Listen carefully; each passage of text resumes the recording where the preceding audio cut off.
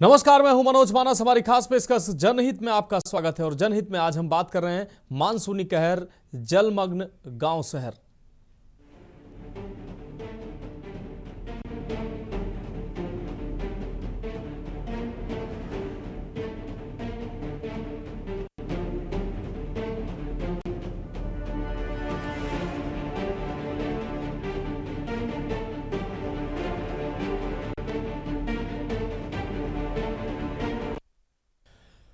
उत्तर भारत में भारी बारिश और बाढ़, भूस्खलन और बादल फटने की घटनाओं ने कई राज्यों को बुरी तरह से प्रभावित किया है। जम्मू, पंजाब, हिमाचल प्रदेश और उत्तराखंड में व्यापक तबाही मची है, जिससे हजारों एकड़ फसलें बर्बाद हो गई हैं, ब्रिज, सड़कें बह गई हैं और जान माल का भारी नुकसान हुआ है।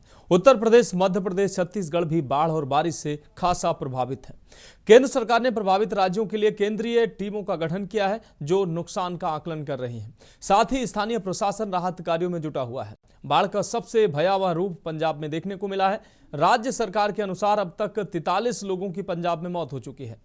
राज्य के 23 जिलों में 1948 गांव जलमग्न हो गए हैं और लगभग 3,84,322 लोग बाढ़ की चपेट में हैं, जिनमें से 21,929 को सुरक्षित स्थानांतरित किया गया है।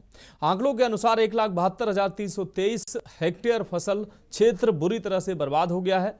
पंजाब की प्रमुख बासमती फसल को करीब 600 करोड़ रुपए का नुकसान हुआ है। अमृतसर, गुरदासपुर और कपूरथला जैसे जिलों में 50% से अधिक कृषि क्षेत्र जलमग्न हो चुका है। प्रधानमंत्री नरेंद्र मोदी 9 सितंबर को पंजाब के बाढ़ प्रभावित इलाकों का दौरा कर सकते हैं, यह संभावना है। प्रधानमंत्री के सबसे पहले गुरदासपुर आने की संभावना है, जहां रावी नदी से छोड़े गए पानी ने कहर बरपाया हुआ है। वहीं अमृतसर और तरन तारण जिलों के इलाकों का भी हवाई सर्वेक्षण प्रधानमंत्री कर सकते हैं। वैसे अभी उनके दौरे का विवरण पंजाब सरकार को नहीं मिला है, लेकिन सरकार को सूचित किया गया है कि प्रधानमंत्री 9 सितंबर को दोपहर बाद बाढ़ प्रभावित इलाकों का दौरा करेंगे। राज्य के मुख्य सचिव, आपको बता दें, केपी सिंह ने इसकी पुष्टि की है। उन्होंने बताया कि 1-2 दिन में प्रधानमंत्री के आने की विस्तृत जानकारी मिल जाएगी। पंजाब के बाद उत्तराखंड की अगर बात करें तो उत्तराखंड में भी भारी बारिश ने कहर बरपाया हुआ है। अगस्त में बादल फटने और भूस्खलन ने चमोली, रुद्रप्रयाग, टिहरी, बागेश्वर जिलों में भारी तबाही मचाई। इसी प्राकृतिक आपदा में अब तक कई लोगों की मौत हो चुकी है, जबकि 50 से ज्यादा लोग अभी तक लापता है। दिल्ली की अगर बात करें, दिल्ली में यमुना के उफान में लगातार कमी जरूर नजर आ रही है। अब जलस्तर जो है वो 207 मीटर से नीचे आ गया है, लेकिन अब भी ये खतरे के निशान 205 से 2 मीटर ऊपर है। यमुना में पानी जरूर कम हुआ है, लेकिन अब भी 20,000 से अधिक लोग राहत शिविरों में रह रहे हैं। शिविरों में साफ सफाई, पेयजल, भोजन, दवा, शौचालय आदि की उपलब्धता आदि सुविधा उपलब्ध कराना एक चुनौती बनी हुई है। मध्य प्रदेश में अगले 4 दिन हल्की बारिश का दौर रहने की संभावना जताई जा रही है। वहीं इस दौरान स्ट्रॉन्ग सिस्टम के कमजोर होने से कहीं भी बारिश का अलर्ट नहीं हो पा रहा है। भोपाल, इंदौर, उज्जैन, ग्वालियर, जबलपुर में रिमझिम बारिश ही बादल बरसेंगे। मध्य प्रदेश की अगर बात करें तो कई जिलों में नदी नाले उफान पर हैं और डैम ओवरफ्लो हो गए हैं। आगे अगर हम बात करें भोपाल, बैतूल, गुना, नर्मदापुरम, इंदौर, पंचमढ़ी, रतलाम, उज्जैन, सागर, ये तमाम जो जिले हैं ये बारिश से प्रभावित हैं। इन जिलों में बाढ़ के हालात बने हुए हैं और शहरों में भी आम जनजीवन जो बुरी तरह से प्रभावित हुआ है। उत्तर प्रदेश की अगर बात करें तो उत्तर प्रदेश में भी बाढ़ जो है, बारिश और बाढ़ की वजह से कई जनपद जो हैं वो प्रभावित नजर आ रहे हैं। मथुरा, वृंदावन में यमुना का जलस्तर बढ़ने से गांवों के अलावा शहरों में भी हालात खराब है। प्रयागराज में गंगा का जलस्तर लगातार बढ़ रहा है। फर्रुखाबाद में गंगा और रामगंगा उफान पर है। नोएडा, गाजियाबाद में भी जल स्तर बढ़ने से लोगों को खासा दिक्कतों का सामना करना पड़ रहा है। मथुरा में लगातार यमुना का जलस्तर बढ़ रहा है और मथुरा, वृंदावन यमुना के बढ़ते जल स्तर से प्रभावित हो रहे हैं और परिक्रमा मार्ग यमुना के जल से डूब चुके हैं। तहसीलों के कई गांव भी प्रभावित हैं। मथुरा के जिला अधिकारी लगातार प्रत्येक बाढ़ प्रभावित क्षेत्रों का निरीक्षण कर रहे हैं और मथुरा की सभी तहसीलों के एसडीएम व अन्य अधिकारी सभी बाढ़ प्रभावित लोगों को किसी भी प्रकार की कोई परेशानी न हो, इसका विशेष ध्यान रख रहे हैं और इसके लिए तैयारियां भी कर रहे हैं। इस दौरान हमारे मथुरा संवाददाता ने मथुरा के डीएम से बातचीत की। किस तरीके से राहत शिविरों में लोगों को सुविधाएं मुहैया कराई जा रही हैं, उन्होंने जानकारी दी।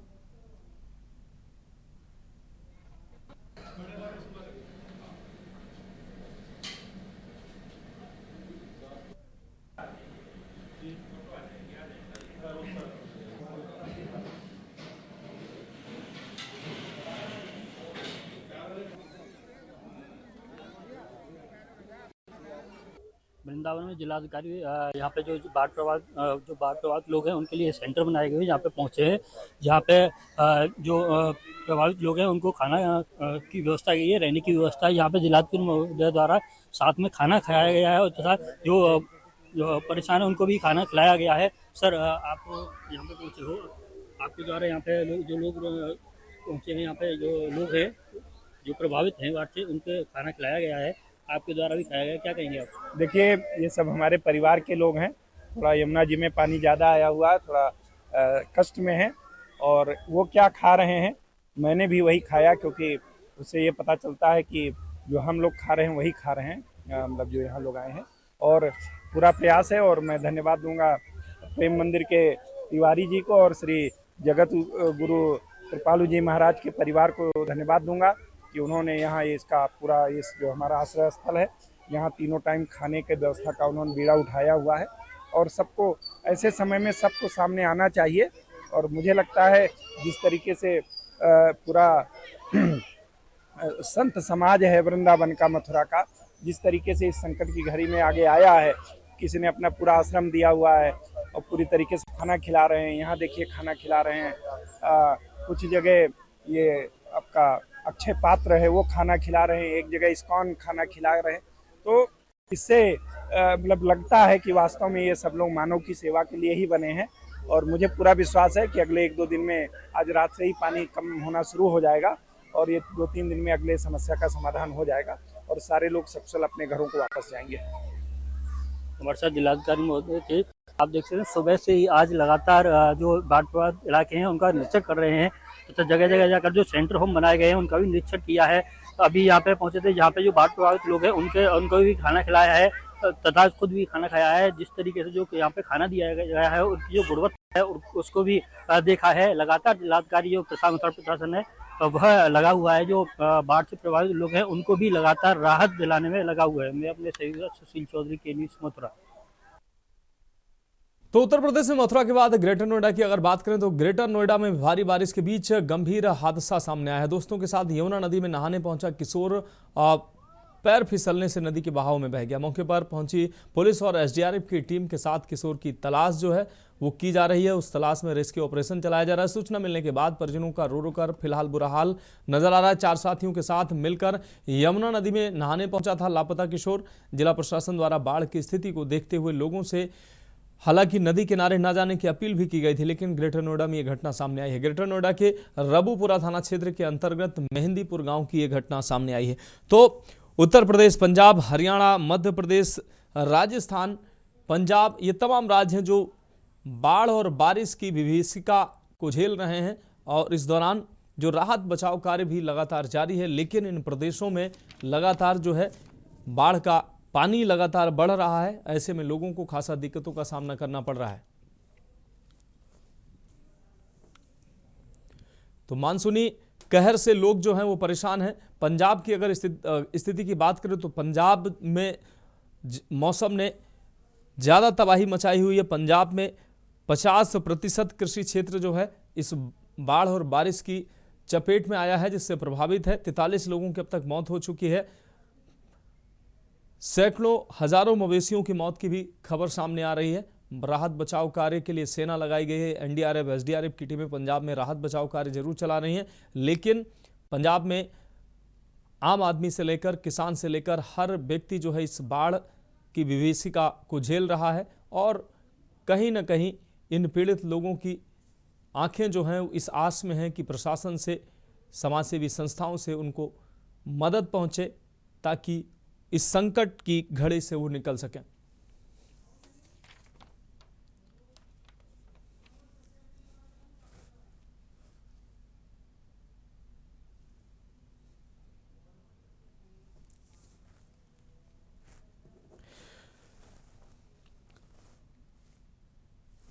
तो बाढ़ और बारिश की इस स्थिति को देखते हुए तमाम राज्यों में, तमाम जनपदों में जो है वो राहत बचाव कार्य लगातार जारी है। और तमाम जिलों से और तमाम राज्यों से हमारे संवाददाता जुड़ चुके हैं।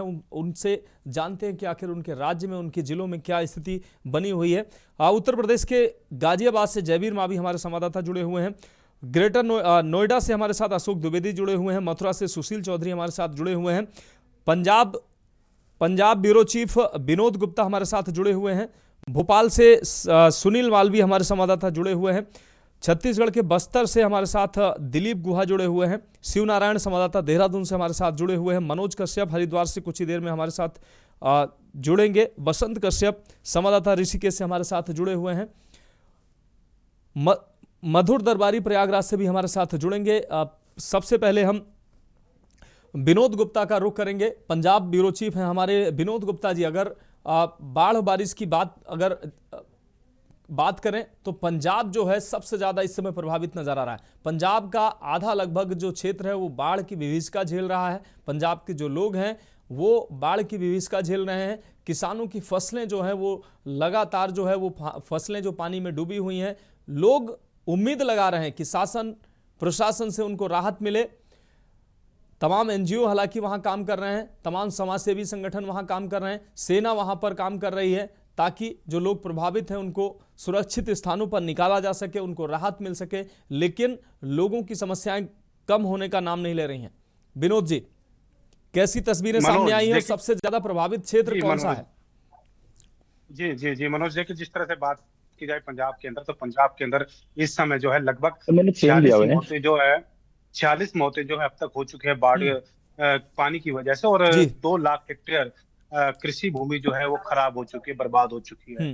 हाँ, इतना जरूर है कि जिस तरह से युद्ध स्तर पर सेना हो, भारत के कोई भी युवा हो, चाहे वो बॉलीवुड हो, चाहे हॉलीवुड हो, चाहे बॉलीवुड हो, पंजाब की कई बड़े एनजीओज है, फॉरेन के एनजीओ है जो पंजाब के अंदर युद्ध स्तर पे काम कर रहे हैं। सेना खुद वहां पर पानी में उतर चुकी है और जितने भी बाढ़ ग्रसित क्षेत्र है उनमें उन लोगों को बचा रही है। और खासकर एनजीओ की हमने बात करी है, एनजीओ भी युद्ध स्तर पर कह लीजिए वहां पर काम कर रही है। और कल हमने ऐसा देखने को मिला कि जिस तरह से एनजीओ ने, चाहे वो बॉलीवुड के हो, पंजाबी सिंगर्स हो और अन्य जो संस्थाएं, उन्होंने जो मदद मौके पे पहुंचे, उन्होंने कहा है कि अभी रुक जाइए जब तक पानी कम नहीं होता। खाने पीने की व्यवस्था है बहुत अच्छी तरह वहां पर है। खुद जो है लोकल प्रशासन हो चाहे पंजाब सरकार हो, वो भी पूरी तरह से मुस्तैद है।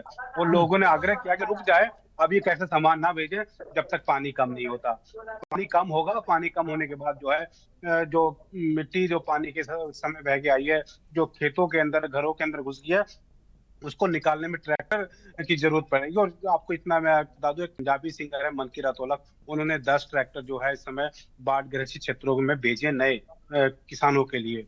कहीं ना कहीं ये कह लीजिए कि पंजाब के अंदर हर व्यक्ति जो है अपने लेवल पर, अपने स्तर पर मदद करने को लगा हुआ है। जिस तरह से हरियाणा सरकार ने 5 करोड़ रुपए देते, उस तरह दिल्ली सरकार ने भी 5 करोड़ रुपए जो है पंजाब को दिए हैं बाढ़ प्रधानमंत्री मुख्यमंत्री राहत कोष के लिए। और हरियाणा के मुख्यमंत्री ने जो है जिस तरह पंजाब को वैसे दी, उस तरह की राहत सामग्री है जो आज सुबह हरियाणा हिमाचल के लिए भी भेजी है। तो कहीं ना कहीं पंजाब को वापस समृद्ध बनाने के लिए हर कोई लगा हुआ है। हाँ, इतना जरूर है जिस तरह से पानी आया है, बाढ़ आई है, और 37 साल के बाद एक बार फिर पंजाब को इस तरह की त्रासदी देखने को मिली है और बहुत नुकसान पंजाब को हुआ है। उसको देखते हुए हर कोई दुआ कर रहा है कि पंजाब एक बार विनोद जी जो तस्वीरें पंजाब से आ रही हैं, विनोद जी जो तस्वीरें पंजाब से आ रही हैं निश्चित रूप से डराने वाली तस्वीरें हैं।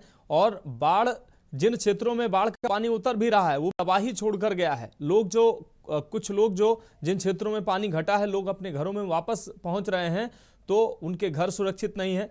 जो फर्श हैं वो धंस गए हैं, दीवारें चटक गई हैं, कई के आधे मकान धंस गए हैं। जो थोड़े बहुत मकान जो बचे हैं वो सुरक्षित नहीं है। इस बीच 9 सितंबर को प्रधानमंत्री के भी पहुंचने की और वहां पर बाढ़ क्षेत्रों के हवाई सर्वे की भी जानकारी सामने आ रही है। विनोद जी, बिल्कुल, देखिए जिस तरह सरकार, केंद्रीय संगठन जो है, केंद्र सरकार ने कुछ जो अपने संगठन बनाए उनको भेजा है कि बाढ़ ग्रस्त क्षेत्रों में जाएं। खुद कृषि मंत्री जो है वो भी आए थे, जिनको हम मामा के रूप में जानते हैं, पूर्व मुख्यमंत्री रहे हैं मध्य प्रदेश के, वो खुद बाढ़ग्रस्त क्षेत्रों में गए, खुद ग्राउंड स्तर पे दौरा किया और उन्हें देखा कि हाँ किस तरह के जो हालात है इस समय। शिवराज सिंह चौहान की बात कर ले, किस तरह के उनके हालात है, और वो खुद खेतों के अंदर गए, उन्होंने देखा कि किस तरह जो खेती है वो बर्बाद हो चुकी है। जिस तरह आपने कहा कि लोगों के मकान जो धंस चुके हैं या बर्बाद हो चुके हैं, जो मकान टूट चुके हैं, पानी आया है और पानी कई जगह तो इस तरह जिलों के अंदर ऐसा था कि घर तक डूब चुके थे पूरे के पूरे। उनको देखते हुए सरकार ने भी केंद्र सरकार हो चाहे राज्य सरकार हो चाहे अन्य सरकार, उन्होंने दौरा शुरू कर दिया और खुद प्रधानमंत्री जो है 9 तारीख को अब दोपहर बाद जो है वो सर्वे करेंगे पंजाब का, और के जो पंजाब के मुख्य सचिव है कैप सिन्हा, उन्हें भी इस बात की पुष्टि कर दी है। अब क्या शेड्यूल रहेगा ये केंद्रीय एजेंसियां है या पंजाब सरकार की एजेंसियां, उन्हीं के बीच रहेगा, क्योंकि सरकार की जो है माननीय प्रधानमंत्री की सुरक्षा को लेकर भी कई बातें जो है वो सरकारों के बीच होती है। दौरे होंगे, सरकार तय करेगी फिर, क्योंकि आगे आपदा राज्य जो है घोषित कर दिया गया है पंजाब को। केंद्र सरकार देखेगी किस तरह को मुआवजा दिया जाए, किस तरह की जो है योजना है, और जो राहत जो योजना होगी वो दिया जाए पंजाब को, वो केंद्र सरकार देखेगी 9 तारीख के बाद। इतना जरूर है कि पंजाब के अंदर जिस तरह के हालात पैदा हुए 37 साल के बाद, जो हालात 1988 में किस तरह का माहौल देखने को मिला था, और आज एक बार फिर रौद्र रूप जो है पानी का हमें देखने को मिला। परंतु इतना एक मैं बात जरूर कहूंगा पंजाब के लोग जो है वो डरे नहीं, सहने नहीं, और वो आज भी बिल्कुल डट के खड़े हैं अपनी जो समस्या का उस समस्या से निकलने की कोशिश कर रहे हैं। और जिस तरह से एनजीओ हो, संस्थाएं हो या और अन्य जो सेलिब्रिटियों ने साथ दिया है, उसको लेकर पंजाब के लोग बड़े ही मतलब खुश मिजाज भी है। वो कह रहे हैं कि ठीक है, आपदा आई है, नुकसान हुआ है, झेल रहे हैं, परंतु जिस तरह से लोगों ने साथ दिया, पंजाब वापस एक बार फिर अपने रूप में नजर आएगा। जी ठीक है, ठीक है, आप हमारे साथ जुड़े रहिए विनोद जी। हम रुख करेंगे, हमारे साथ शिव नारायण हमारे संवाददाता जुड़े हुए हैं, उत्तराखंड से जुड़े हुए हैं हमारे संवाददाता शिव नारायण आपका रुख कर रहे हैं, देहरादून से आप जुड़े हुए हैं। उत्तराखंड में भी बाढ़ और बारिश की जो तबाही, बादल फटने की तमाम घटनाएं शिव नारायण देखने को मिली हैं। अगस्त का महीना जो है उत्तराखंड के लिए काफी भारी रहा है और कई लोगों की इस दौरान जान भी गई है। 50 से ज्यादा लोग अभी भी जो है गायब बताए जा रहे हैं, लापता बताए जा रहे हैं, जिनकी अभी तक जानकारी नहीं मिल पा रही है। अभी की अगर बात करें, मौजूदा स्थिति की बात करें, तो देहरादून और उत्तराखंड का कौन सा एरिया जो है वो ज्यादा प्रभावित नजर आ रहा है और वहां पर राहत बचाव कार्य कैसे चल रहे हैं, लोगों को, जो प्रभावित लोगों को असुविधा न हो उसके लिए कैसे काम प्रशासन कर रहा है? देखिए मनोज जी, मैं बताना चाहूंगा जिस तरीके से हाल ही में कल एक बादल फटने की घटना उत्तरकाशी में हुई थी और जो देवली और नौगांव में हुई थी, तो वहां पे भी काफी नुकसान देखने को मिला है। वहां पे जनहानि तो कोई नहीं हुई, लेकिन माल हानि बहुत हो गया। इसमें कई घरों में पानी आ गया है, कई जो मकान है, एक मकान दब गया है। दूसरा क्या है कि उसमें कई पानी आने के बाद में जो वहां पे वाहन है वो बह गए हैं। और बात करें तो जिले में यहाँ पे उत्तराखंड की, तो उत्तराखंड में अभी तक जो नुकसान आकलन किया गया है लगभग 2500 करोड़ रुपए तक का अभी बताया गया है कि 2500 करोड़ तक का नुकसान हुआ है, जिसमें बागवानी की फसल भी है और कृषि की फसल भी है और कई वैसे क्षति हुई है। जो नुकसान हुआ है वो अभी काफी नुकसान हुआ है। और साथ साथ बताना चाहूंगा जिस तरीके से अभी प्रधानमंत्री का भी ये एक दौरा यहाँ पे संभावित है कि प्रधानमंत्री भी आपदाग्रस्त क्षेत्रों में आ सकते हैं। और जो एक आपदाग्रस्त जो रिपोर्ट थी मांगी गई है वो भी बना ली गई है और जल्द ही उसके जो टीम है, केंद्रीय टीम है आपदा के केंद्रीय टीम, वो आने की यहाँ पे संभावना है, वो उसको सौंपी जाएगी। उसके बाद में जो प्रभावित क्षेत्र के लोग हैं उनको राहत दी जाएगी।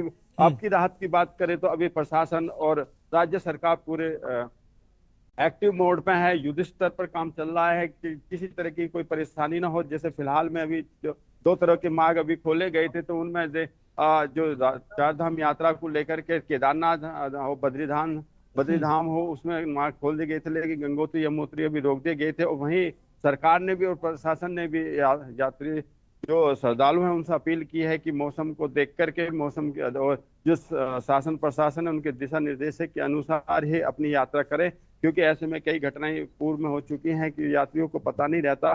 और साथ में ये भी अपील की है कि कोई भी भ्रमित या अफवाह खबर पर भी कोई ध्यान न दें, कि आपदा का दौर चल रहा है। जब से मानसून शुरू हुआ है तो मानसून में यहाँ पे कई जिलों में काफी प्रभावित हुए हैं, काफी यहाँ पे नुकसान देखने को मिला है।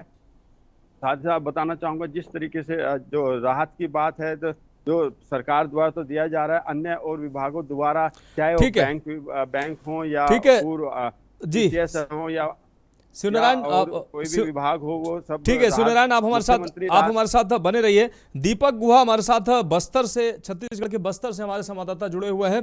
दीपक, अगर छत्तीसगढ़ की बात करें, छत्तीसगढ़ का भी तमाम जो क्षेत्र है, काफी एरिया जो है वो बाढ़ प्रभावित है। बारिश और बाढ़ से वहां पर भी तबाही का मंजर देखने को मिल रहा है। लेकिन अगर मौजूदा समय में अगर बात करें तो बाढ़ और बारिश का प्रभाव किन क्षेत्रों में ज्यादा है और उन क्षेत्रों में प्रशासन की तरफ से राहत कैसे पहुंचाई जा रही है, लोगों को सहूलियत हो, उनको कोई दिक्कत न हो, वहां पर दवाई है, खाना है और तमाम जो ऐसी चीजें हैं वो कैसे पहुंचाई जा रही हैं। राहत कैंप जो बनाए गए थे, उन राहत कैंपों में समुचित व्यवस्थाएं क्या नजर आ रही हैं? दीपक गुहा।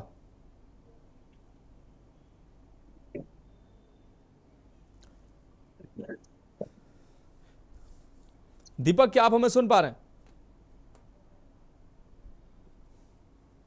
जी हाँ, मैं बताना 3 जिले इसमें ज्यादा प्रभावित हुए हैं। एक तो बस्तर है, दूसरा दंतेवाड़ा और उसमें बीजापुर है जी। बस्तर जिले और साथ ही जो है बीजापुर में यहाँ जनहानि भी हुई है। और इस वक्त जो है प्रशासन भरसक प्रयास कर रहा है कि लोगों तक राहत सामग्री पहुंचा सके। हालांकि जो है बाढ़ की स्थिति अभी जो है कंट्रोल में है, क्योंकि बाढ़ अभी पानी स्तर कम हो चुका है बाढ़ का, और लोगों तक राहत सामग्री जो है वो पहुंचाई जा रही है। साथ ही साथ शिविर भी लगाए गए हैं और उन शिविरों में जो है ये सुनिश्चित किया जा रहा है कि सभी प्रकार की सुविधा या फिर जिस प्रकार की भी सुविधा मुहैया वहां पर कराई जा सकती है, राशन पानी सब कुछ मुहैया करवाया जा रहा है। दीपक, कई क्षेत्रों में ऐसे अभी भी लोग जो है, दीपक, कई क्षेत्रों में लोग जो अभी लोगों की जो प्रतिक्रियाएं सामने आ रही है वो कह रहे हैं उनको जो सहूलियत उनको हो सके इसके लिए इंतजाम नहीं किए गए हैं। कई क्षेत्रों में जो है राहत जो है पहुंच नहीं रही है, ऐसा भी लोग आरोप लगा रहे हैं।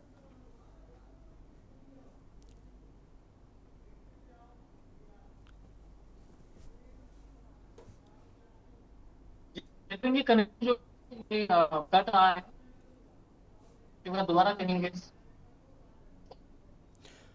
ठीक है दीपक, आप हमारे साथ जुड़े रहिए। दिलीप, आप हमारे साथ जुड़े रहिए। हमारे साथ भोपाल से सुनील मालवीय जुड़े हुए हैं। सुनील मालवीय, हम आपका रुख कर रहे हैं। सुनील, अगर मध्य प्रदेश की बात करें, मध्य प्रदेश का काफी जो क्षेत्र है वो बाढ़ से प्रभावित है। बारिश के बाद बाढ़ जो और तमाम जो है डैमों से जो पानी छोड़ा गया है उसकी वजह से मध्य प्रदेश का काफी जो क्षेत्र है वो बाढ़ से प्रभावित है। कई क्षेत्रों में जो है राहत शिविर से लोगों को राहत पहुंचाई जा रही है, लोगों को सुरक्षित स्थानों पर पहुंचाया जा रहा है, लोगों को राहत कैंपों में जो सुविधा है उपलब्ध कराई जा रही है। लेकिन कई क्षेत्रों में अभी भी सुविधाएं जो है वो नाकाफी नजर आ रही हैं, लोग परेशान हैं। सब जो ज्यादा कौन से क्षेत्र जो प्रभावित है और वहां पर राहत बचाव कार्य कैसे चल रहा है?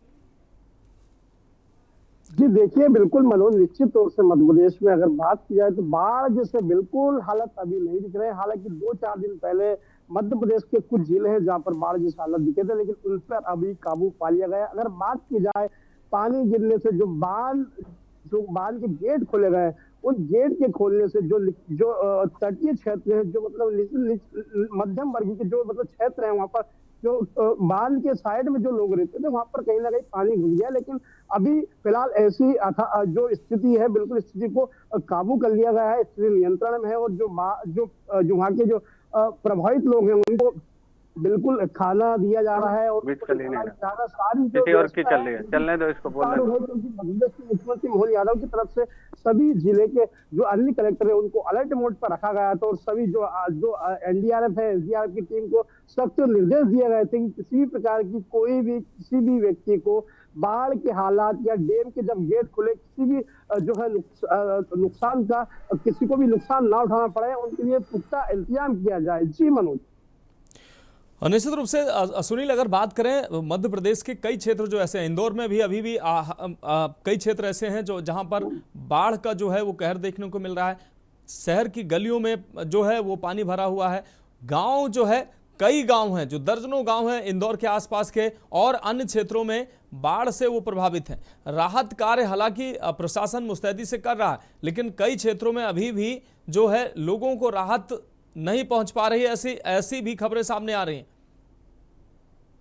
देखिए मतलब बिल्कुल निश्चित तौर से जब भी ऐसी जो बाढ़ जैसी हालत होती है, जब बांध के जो गेट खोले जाते हैं या पानी गिरता है, तो लोगों को जो जिला कलेक्टर है उनको सख्त निर्देश दिए जाते हैं, जो एनडीआरएफ जो एसडीआरएफ की टीम है उनको सख्त निर्देश दिए जाते हैं, जो वहाँ के जो स्थानीय संभागीय कमिश्नर है उनको सख्त निर्देश दिए जाते हैं कि जो लोग हैं जो बाढ़ से पीड़ित है या किसी प्रकार से वो लोग जो घरों से बाहर नहीं निकल सकते, उनके लिए सब जो है पुख्ता इंतजाम, राशन का पुख्ता इंतजाम किया जाए, दवाइयों का इंतजाम किया जाए। तो अभी जो देखने में जो बात आ रही, तो मध्य प्रदेश में कई जो ऐसे जिले वहां पर लगातार जो मध्य प्रदेश की यादव सरकार है वो कर रही है, लेकिन फिर भी अगर कुछ लोगों के पास नहीं पहुंच पा रही है, व्यवस्था नहीं पहुंच पा रही है, तो वहां पर भी वो लोग एक जो है उनने पहले से ही एक हेल्पलाइन नंबर जारी किया गया है, उसके माध्यम से अगर किसी को प्रकार की कोई दिक्कत हो तो उस पर फोन लगा सकते हो। उसके पास जो सारी जो है चाहे वो जो राशन सामग्री हो, चाहे वो दवाई सामग्री हो, चाहे कुछ कोई सी भी ऐसी जो भौतिक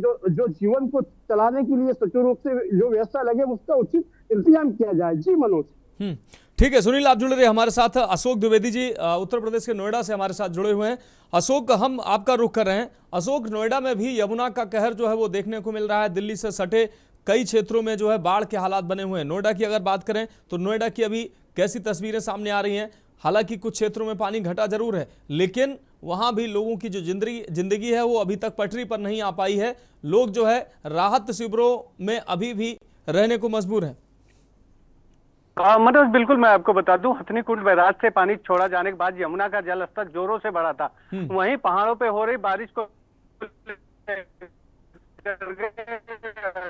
डैम ओवरफ्लो होने की वजह से कर दिया गया, जिसको लेकर के यमुना में पानी घटा जरूर है मनोज, लेकिन कहीं ना कहीं देखा जाए जो किसानों की जो फसल है वो पूरी तरह से यहाँ तबाह हो चुकी है, जिसको लेकर के प्रशासन यहाँ काफी दावे करता था कि हमने जो है वहां पे जो फंसे हुए लोग थे उनको बाहर निकाल दिया गया है।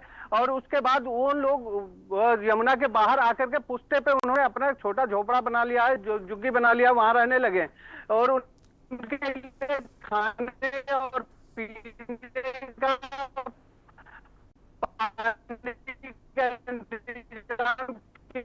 प्रशासन के द्वारा। लेकिन कहीं ना कहीं मनोज देखा जाए तो कुछ लोगों से बात की गई तो यहाँ पुश्ते पे लोग आ तो जरूर चुके हैं, फंसे हुए थे जो बाहर आ चुके हैं, उन्होंने अपना मकान झुग्गी डाल ली है, लेकिन फिलहाल मनोज उनके लिए खाने पीने की व्यवस्था जो है प्रशासन की तरफ से नहीं की गई थी, जो लोगों का यहाँ पे कहना है। फिलहाल के लिए प्रशासन ये दावे करता है कि हमने दवाइयों का और खाने का और सब चीज का इंतजाम कर दिया, जिसको लेकर के जो फंसे हुए लोग थे उनको बाहर निकाल लिया गया। लेकिन वहीं मैं आपको बता दूं मनोज कि यमुना का जल स्तर बढ़ने से काफी ज्यादा तबाही हुई है, यहाँ किसानों की जो है फसल वो पूरी तरह से तबाह हो गई है। और वहीं मैं आपको बता दूं कुछ फार्म हाउस थे जिसमें अचानक पानी आने से एकदम अगर फार्म हाउस भर गया है, जिसमें से लोगों को निकालना मुश्किल हुआ है। फिलहाल के लिए नोएडा का शासन प्रशासन दोनों ने लग करके कुछ लोगों को बाहर निकाला है, लेकिन मैं आपको बता दूं कि यमुना में पानी आने से पहले ही अल्टीमेटम दे दिया गया था, नोटिस लगा दिया गया था कि जो लोग डूब क्षेत्र में है वो बाहर निकल जाएं। लेकिन फिलहाल के लिए मनोज उनको बाहर वो लोग अपनी मर्जी से नहीं आए, जब पानी अचानक आ गया फिलहाल के लिए उनको प्रशासन ने बाहर निकाला है। अभी फिलहाल जो यमुना का स्तर है वो धीरे धीरे घट रहा है, लेकिन कहीं ना कहीं देखा जाए तो मनोज अभी पानी जो है वो यमुना में पूरी तरह खत्म नहीं हुआ। वहीं आज ग्रेटर नोएडा का एक हादसा हुआ जिसमें 4 दोस्त जो है वो यमुना में नहाने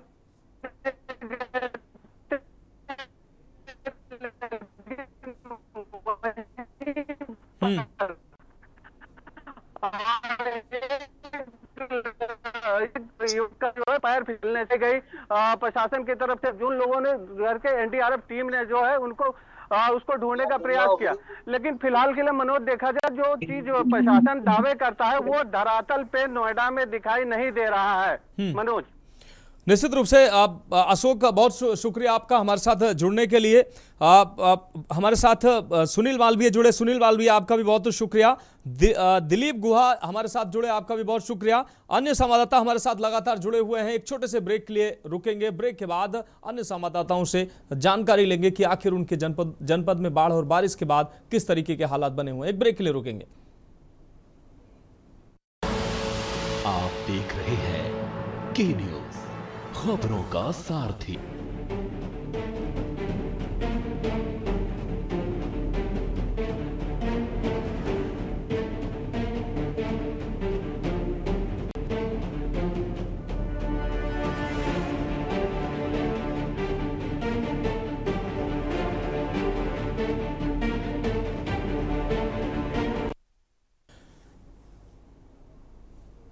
तो ब्रेक के बाद हमारी खास पेशकश में एक बार फिर से आपका स्वागत है। हम बात करें मानसूनी कहर, जलमग्न गांव और शहर। सीधे चर्चा का रुख करते हैं। हमारे साथ जयवीर मावी गाजियाबाद से हमारे संवाददाता जुड़े हुए हैं। जयवीर, आपका रुख कर रहे हैं। जयवीर, गाजियाबाद की अगर बात करें, गाजियाबाद में भी न सिर्फ शहर बल्कि ग्रामीण क्षेत्र में भी बाढ़ से तबाही का मंजर देखने को मिला है। हालांकि बहुत बड़ा एरिया प्रभावित नहीं है, लेकिन काफ़ी एरिया जो है गाजियाबाद में यमुना के कहर से प्रभावित नजर आ रहा है। बाढ़ चौकियों को समय रहते अलर्ट जरूर किया गया था, राहत कैंप बनाए गए थे, लेकिन उसके बावजूद भी खासा लोगों की जिंदगी प्रभावित नजर आ रही है। राहत कैंपों में हालांकि लोगों को रहने को मजबूर जरूर होना पड़ा है। कुछ क्षेत्रों में पानी घटा तो लोग अपने घर की तरफ रुख करते नजर आए, लेकिन वहां भी उनकी जिंदगी अभी तक पटरी पर लौट नहीं पाई है। जयवीर,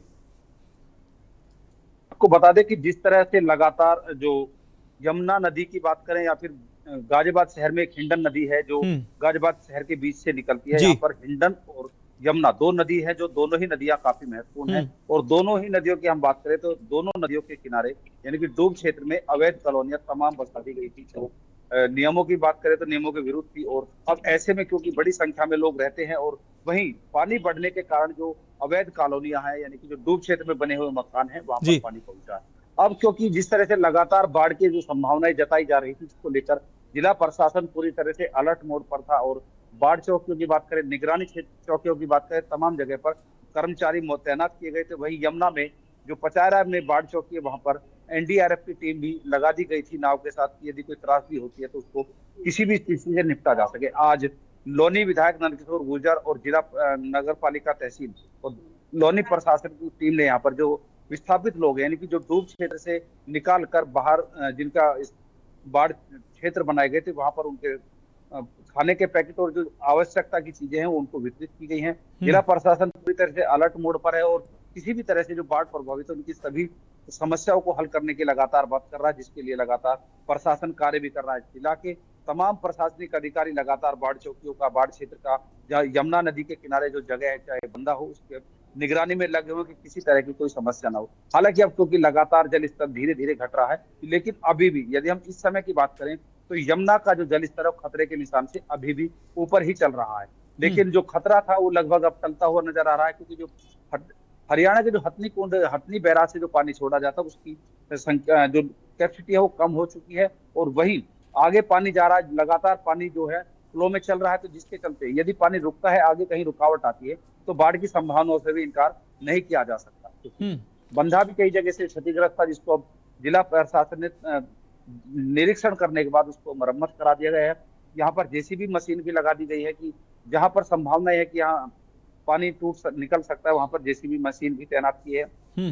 नगर पालिका के तमाम कर्मचारी वहां तैनात हैं, एनडीआरएफ तैनात है और तमाम बात करें तो कर्मचारी अतिरिक्त भी वहां पर लगाए गए हैं। और वहीं जो स्थानीय लोग थे, जो डूब क्षेत्र में रहने वाले लोग थे, उनसे जिला प्रशासन ने बार बार अपील की थी कि आप यहाँ से अपना घर छोड़ दो। और अभी भी जिला प्रशासन जो बाढ़ की बात करें उसकी संभावनाओं से इनकार नहीं कर रहा है। वही जो स्थानीय निवासी उनसे अपील की जा रही, चाहे वो इलेक्ट्रॉनिक मीडिया के माध्यम से हो या फिर अखबार के माध्यम से हो या फिर माइक के माध्यम से भी वहां पर कहा जा रहा है कि आप अपनी जीवन की रक्षा के लिए इस जगह पर ना आए। जो अन्य लोग, जैसा अभी नोएडा में भी हादसा हुआ था कि कुछ लोग यमुना में घूमने गए थे, यहाँ पर जो प्रशासन है वो अपील भी कर रहा है और वहां पर जाने से लोगों को रोक भी रहा है कि आप यमुना नदी के किनारे अभी ना जाएं, क्योंकि स्थिति अभी भी बिल्कुल खतरे से बाहर नहीं कहा जा सकता, लेकिन पूरी तरह से जो खतरा है वो धीरे धीरे टलता हुआ जा रहा है। तो कहीं ना कहीं जिला प्रशासन की सतर्कता की बात करें, क्योंकि एक बार पहले हिंडन और यमुना दोनों नदियों में बाढ़ आ चुकी, दोनों से जनजीवन अस्त व्यस्त हुआ था। लेकिन इस बार हिंडन नदी के डूब क्षेत्र की बात करें तो मात्र कुछ जगह पर ही ऐसी खबरें हैं कि जहां पर पानी नदी से बाहर जो ऐसी कॉलोनियां थी जिनमें गया है। वहीं यमुना नदी के किनारे 2-3 गांव ऐसे हैं, चाहे बदरपुर की बात करें या 2 बदरपुर, एक दिल्ली का है, एक उत्तर प्रदेश का लोनी का है। तो 2-3 गांव और उसके अलावा जो अन्य कॉलोनियां हैं डूब क्षेत्र में, वहां पर पानी पहुंचा है। लेकिन अभी घबराने की ऐसी कोई स्थिति नहीं है। हालांकि बात करें तो बारिश का कहर भी लोगों पर कहर के रूप में ही बारिश पड़ रही है, क्योंकि जो बारिश के पानी से शहर के जो रास्ते हैं, जो गलियां हैं कॉलोनियों की, वहां पर लोगों को आवागमन बाधित है। लगातार चल रही बारिश से तमाम लोग, जनजीवन पूरी तरह से कहा जाए तो बेपटरी ठीक है ही है। ठीक है जयवीर, बहुत शुक्रिया हमारे साथ जुड़ने के लिए, इस अहम अपडेट को साझा करने के लिए। शिवनारायण, आपका भी बहुत शुक्रिया। अन्य संवाददाता हमारे साथ जुड़े रहेंगे। सुशील चौधरी का रुख करते हैं, मथुरा से हमारे साथ जुड़े हुए हैं। सुशील, हम आपका रुख कर रहे हैं। सुशील, मथुरा की अगर बात करें, मथुरा और वृंदावन वन में जो है यमुना का कहर काफी देखने को मिला है। जो परिक्रमा मार्ग है वो पूरी तरीके से डूब चुका है।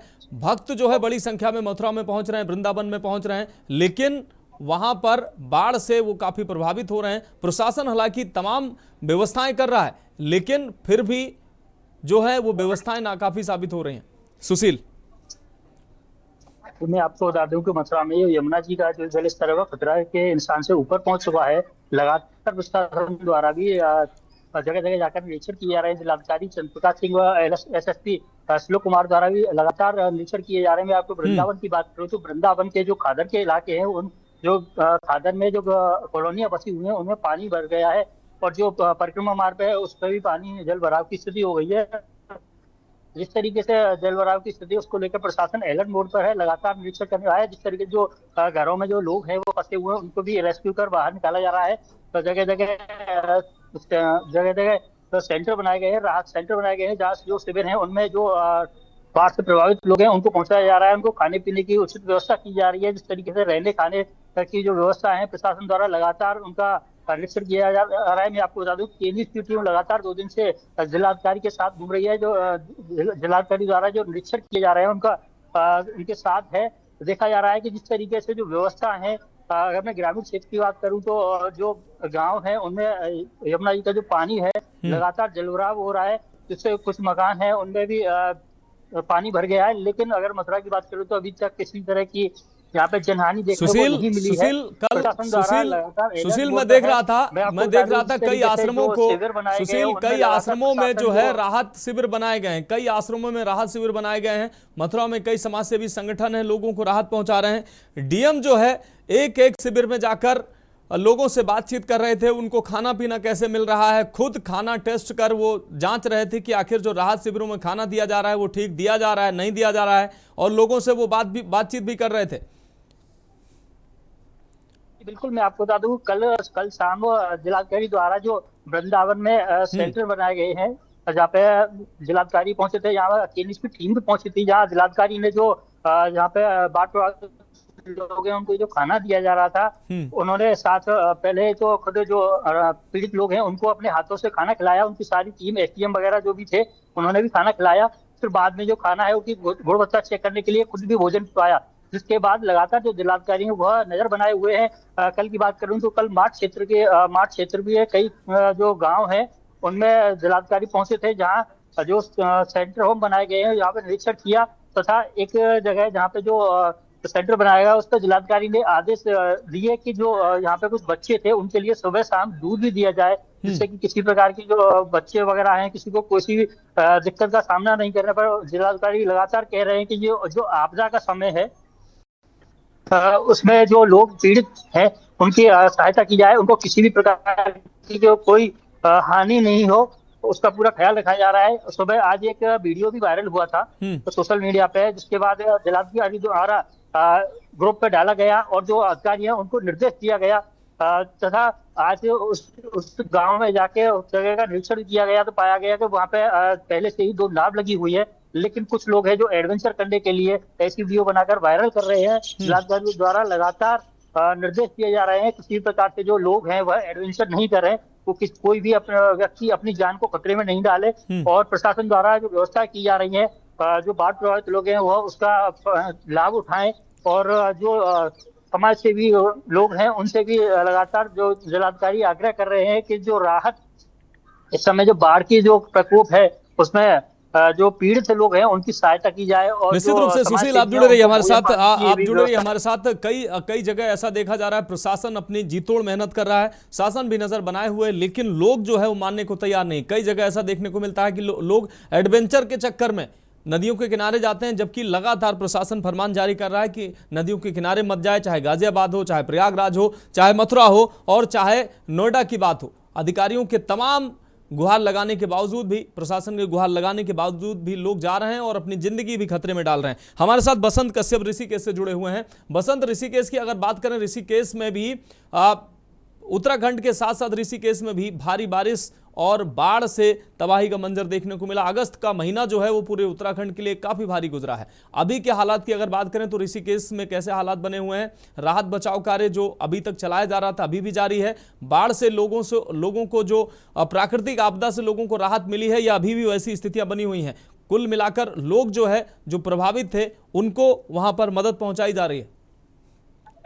बिल्कुल, देखिए निश्चित तौर पर पंजाब, हरियाणा, हिमाचल और राजस्थान से इतर उत्तराखंड की तस्वीर नहीं है मनोज, क्योंकि जिस तरह से बरसाती मानसून ने पूरी तरह से उत्तराखंड में, चाहे गढ़वाल रीजन हो, कुमाऊं रीजन हो, मैदानी क्षेत्र हो, तमाम क्षेत्रों में कहर बरपाया है। उत्तराखंड के चमोली, उत्तरकाशी, रुद्रप्रयाग और बागेश्वर जिले में जिस तरह धराली में हमने भीषण आपदा देखी, जिसमें कई जिंदगियां जो काल के गाल में समा गई है, कितना माल का नुकसान हुआ है, और उसी के साथ साथ जो नदी नाले वो उफान पर बहे हैं। ऋषिकेश में जो गंगा का जलस्तर तेजी के साथ बढ़ रहा था, गंगा खतरे के निशान को पार चुकी थी, अब धीरे धीरे मानसून का दबाव कम होने लगा है। ऋषिकेश में गंगा वार्निंग लेवल से भी नीचे आ चुकी है, तो एक राहत की बड़ी खबर है, क्योंकि जिससे निचले इलाके जो है, हरिद्वार हो, बालावाली, लक्सर हो, जो मैदानी क्षेत्र है, वहां पर जो खेत खलिहान है वो पूरी तरह से जलमग्न हो गए थे, उनके लिए भी राहत की खबर है। क्योंकि जिस तरह से मानसूनी बरसात ने कहर बरपाया है, नदी नाले उफान पर रहे हैं, और तो अब धीरे धीरे मानसून की जो दबाव वो कम होता जा रहा है। हम मौजूद और ऋषिकेश के सेंट्रल स्कूल के पास, जहां पर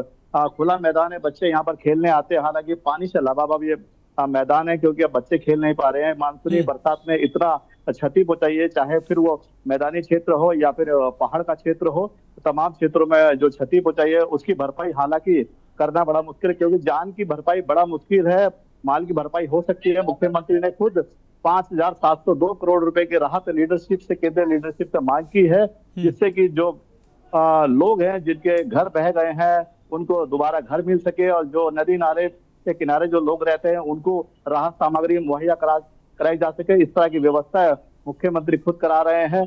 और जिस तरह से जो पूरे आपदा प्रबंधन तंत्र मुस्तैद से अलर्ट है, जल पुलिस के जवान मुस्तैद से अलर्ट है, घाटों पर एनडीआरएफ है, एसडीआरएफ है, और तमाम जो तहसील प्रशासन, जिला प्रशासन मुस्तैद से अलर्ट है। हालांकि अब धीरे धीरे मानसून का दबाव कम होता जा रहा है, तो मानसून के दबाव कम होने की वजह से बरसात कम हो रही है। हालांकि सूर्य भगवान और बादलों के बीच भी कभी कभी आत्मी चोली का खेल देखने को मिल रहा है। कभी सूर्य भगवान अपने छटा बिखेर देते, तो कभी बादलों के आगोश में आकर के काले बादल झमाझम बरसने लगते हैं। फिलहाल तस्वीर ऋषिकेश की थोड़ी बदली है और यहाँ पर राहत यहाँ पर देखने को मिल रही है मनोज। ठीक है बसंत, आप हमारे साथ जुड़े रहिए। हमारे साथ जयवीर मावी जो माफ कीजिएगा, हमारे साथ मधुर दरबारी प्रयागराज से जुड़े हुए हैं। मधुर, प्रयागराज की अगर बात करें, प्रयागराज में 5वीं बार बताया जा रहा है कि 5वीं बार यमुना का जलस्तर बढ़ा है, और जो संगम और गंगा यमुना के आसपास के जो क्षेत्र हैं वो अभी भी बाढ़ से प्रभावित हैं। लोगों को थोड़ी राहत मिलने की जो उम्मीद थी वो अभी तक मिल नहीं पाई है। कई क्षेत्र हैं जो अभी भी जलमग्न नजर आ रहे हैं। यमुना का जलस्तर 82 मीटर से ऊपर, फाफामऊ में गंगा 82 मीटर से ऊपर बह रही हैं, छतनाग में 82 मीटर से ऊपर बह रही हैं, बक्सी पंपिंग के स्टेशन के पास 83 मीटर से ऊपर बह रही हैं। कुल मिलाकर प्रयागराज में अभी तक जो है लोगों को जो राहत की उम्मीद थी वो अभी तक राहत मिली नहीं है। प्रशासनिक जो व्यवस्थाएं हैं वो कैसे नजर आ रही इस आपात स्थिति में?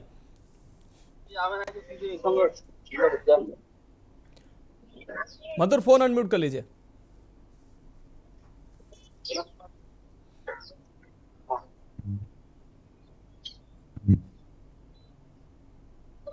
मेरी आवाज आ रही है आपको? जी जी बिल्कुल।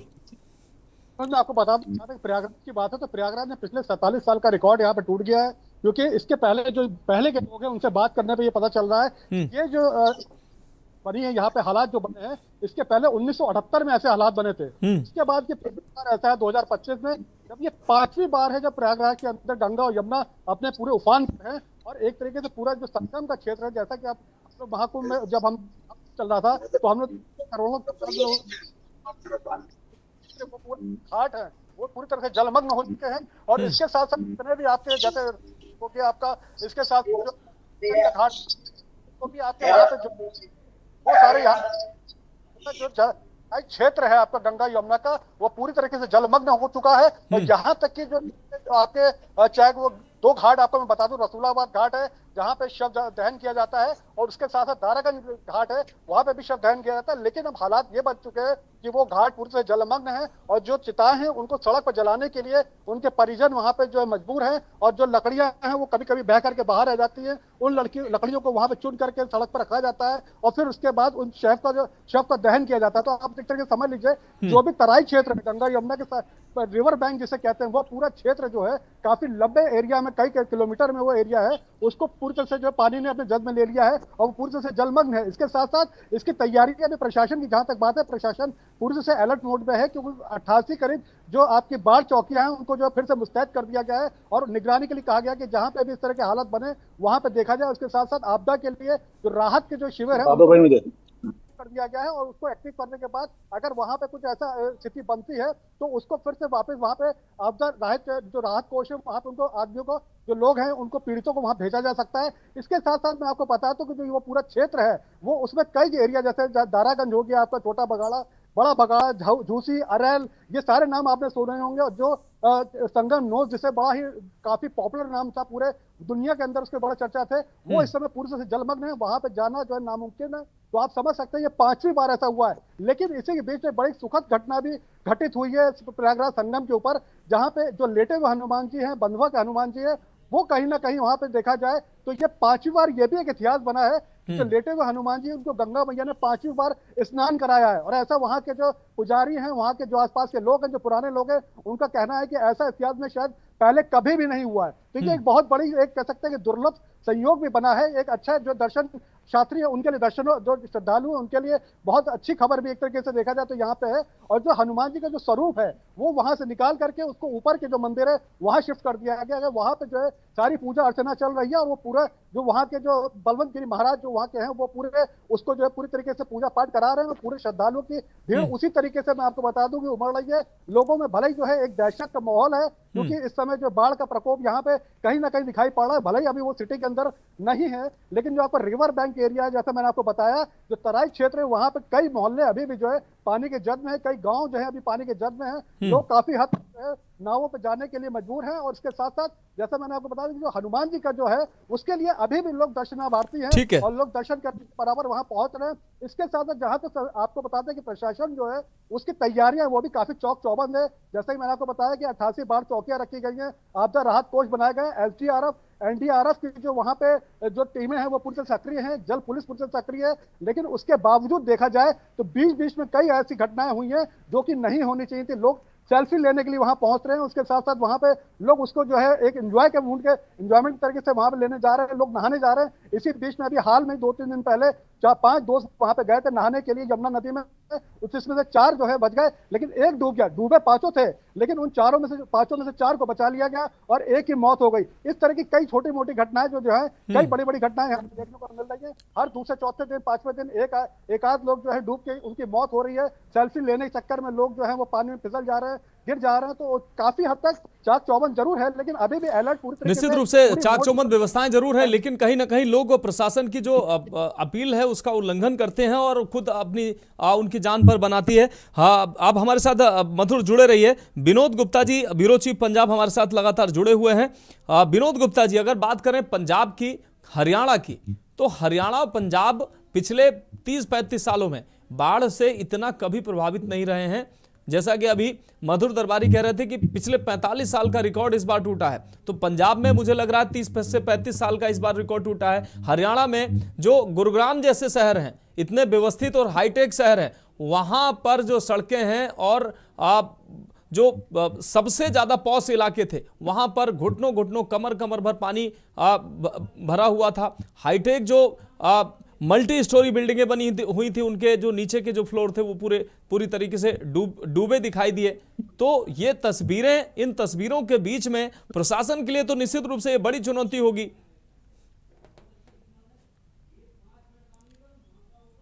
विनोद जी। बिल्कुल बिल्कुल, देखिए मनोज जी मनोज, देखिए जिस तरह से पिछले 33-35 सालों का जो रिकॉर्ड पंजाब हरियाणा के अंदर टूटा है और बाढ़ के जैसे हालात नहीं, बल्कि बाढ़ ही आई है पंजाब के अंदर, कई 23 जिले जो है पूरी तरह से बाढ़ ग्रसित हो चुके हैं। और हरियाणा की बात कर ली, हरियाणा के अंदर भी कई ऐसे जिले हैं जो पंजाब से सटे हैं, या जो घग्गर नदी हो या यमुना हो या कई ऐसी नदियां हैं जो आसपास से गुजरती है, उनसे जरूर ग्रसित हुआ है। परंतु जिस तरह से आप बात कर रहे हैं गुरुग्राम की, गुरुग्राम आज के समय में अगर बात करें तो हाईटेक है और सबसे महंगा सिटी में से एक है हरियाणा के अंदर, वो भी बाढ़ की चपेट में है, पानी की चपेट में है। उसकी वजह क्या है? वजह है निकासी का। अगर जिस तरह से निकासी के लिए बड़ी बड़ी बिल्डिंगें बना दी जाती है, जो पानी की जो क्षमता होती है उसको कहते हैं ना, बिल्डिंग के अंदर एक स्टोरेज हो, वो अंडरग्राउंड होनी चाहिए, ऐसी व्यवस्था करने की बात की जाती है। विनोद जी लेकिन ये स्थितियां हमें सबक भी सिखा रही हैं कि हमारे हाईटेक शहर भी आज किस तरीके से उनका ड्रेनेज सिस्टम कैसा है। हम लगातार शहरीकरण हो रहा है, लेकिन इन आपदाओं से और इन स्थितियों से निपटने के लिए कोई तैयारी नहीं की जाती है। बिल्कुल मनोज, जिस तरह तैयारियां की जाती है, कागजों में हर चाहे जितनी भी सोसाइटीज बनी हो, हर किसी के अंदर ड्रेनेज सिस्टम होगा, चालू होगा, जीरो डिस्ट्रॉय वाटर होगा, परंतु कागजों के अंदर रियलिटी में देखा जाए तो किसी भी सोसाइटी के अंदर आप देख लीजिए, कोई ड्रेनेज सिस्टम नहीं है, कोई जीरो स्टोरेज पानी का नहीं है। पानी की जो कहते कि जो भी डिस्ट्रॉय वाटर को बाहर नहीं निकाला जाएगा, वो जमीन में वापस कर दिया जाएगा, किसी भी सोसाइटी में नहीं मिलेगा, चाहे वो गुरुग्राम की हो चाहे पंजाब के अंदर हो। पंजाब के अंदर हम जीरकपुर जैसे एरिया में रहते हैं, मोहाली जैसे एरिया में रहते हैं, यहाँ पर भी किसी सोसाइटी के अंदर ऐसा ड्रेनेज सिस्टम नहीं है जो पानी को वापस धरती के अंदर भेजा जाए। सिर्फ कागजों में जरूर है, और यही कारण है कि इतने व्यवस्थित शहर होने के बावजूद भी गलियां जो है, जो सड़कें हैं, वो पानी से लबालब होती है। जी निश्चित रूप से विनोद गुप्ता जी, बहुत शुक्रिया हमारे साथ जुड़ने के लिए। पिछले 1 घंटे से तमाम अहम अपडेट हमारे अलग अलग जनपदों से, अलग अलग स्टेटों से हमारे संवाददाताओं के द्वारा दिए गए। जयवीर मावी आपका बहुत शुक्रिया, मधुर दरबारी आपका बहुत शुक्रिया, शिव नारायण आपका भी बहुत शुक्रिया, और विनोद गुप्ता जी एक बार फिर से आपका बहुत शुक्रिया। अन्य संवाददाताओं का भी बहुत शुक्रिया, हमारे साथ जुड़े, अपने जनपदों से जुड़कर वहाँ की जो स्थितियाँ हैं उससे हमारे दर्शकों को रूबरू कराया, शासन प्रशासन को रूबरू कराया, किस तरीके से बाढ़ के हालात बने हुए हैं, लोग प्रभावित हैं और राहत किस तरीके से पहुंचाई जा रही है शासन और प्रशासन की तरफ से। ये एक एक जानकारी हमारे संवाददाताओं के द्वारा ग्राउंड जीरो से दी गई। फिलहाल इस खास पेशकश में अभी के लिए मेरे साथ इतना ही, मुझे दीजिए इजाजत और आप देखते रहिए के न्यूज इंडिया। गोल्डी मसाले लाए हैं फ्रेश लॉक टेक्नोलॉजी, जो रखे मसालों को हर समय फ्रेश। गोल्डी मसाले। आप देख रहे हैं के न्यूज, खबरों का सारथी।